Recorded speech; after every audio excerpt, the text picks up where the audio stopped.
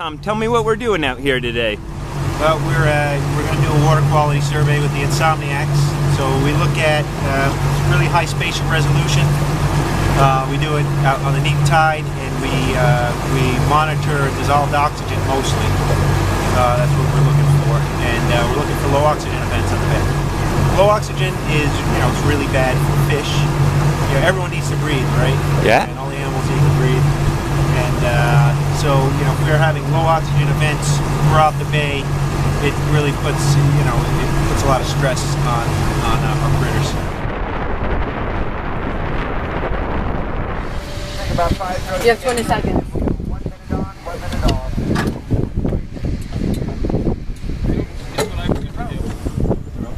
What's the depth here? The depth is 3.7 meters. So this sonde measures dissolved oxygen, temperature, salinity, chlorophyll, and turbidity. So what we try to do is pull it up a little bit before we go down, and then we go 1. In each of these, there's a black mark on the line. We used to actually lower it down with that yellow line, but 3 meters. It bottom. Whoa. Bottom DO 0.89. Bottom DO is what? 0.89. So tell me what you're looking at here. 2 meters. So I'm just looking at how the DO is changing as he goes down.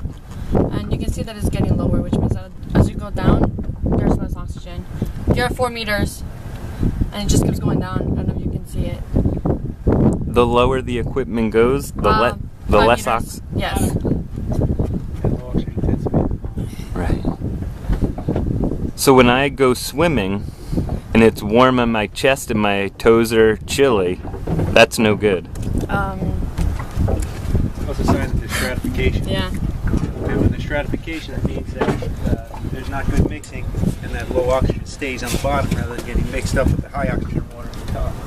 In the summertime, you have kind of like a 2-layer system. I liken it to good season salad dressing. Yeah.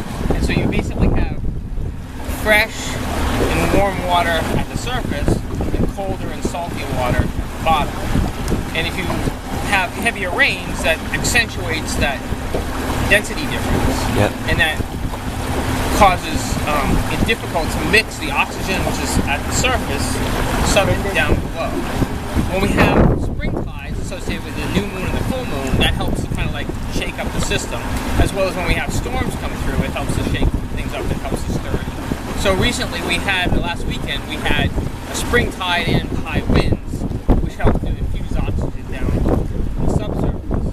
But if we don't have those, right now we have what we call a neap tide, which is a low high and a high low, and so there's not as much of a mixing of the system.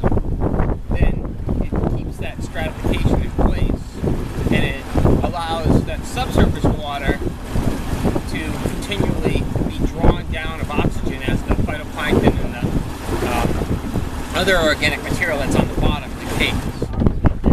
Sure.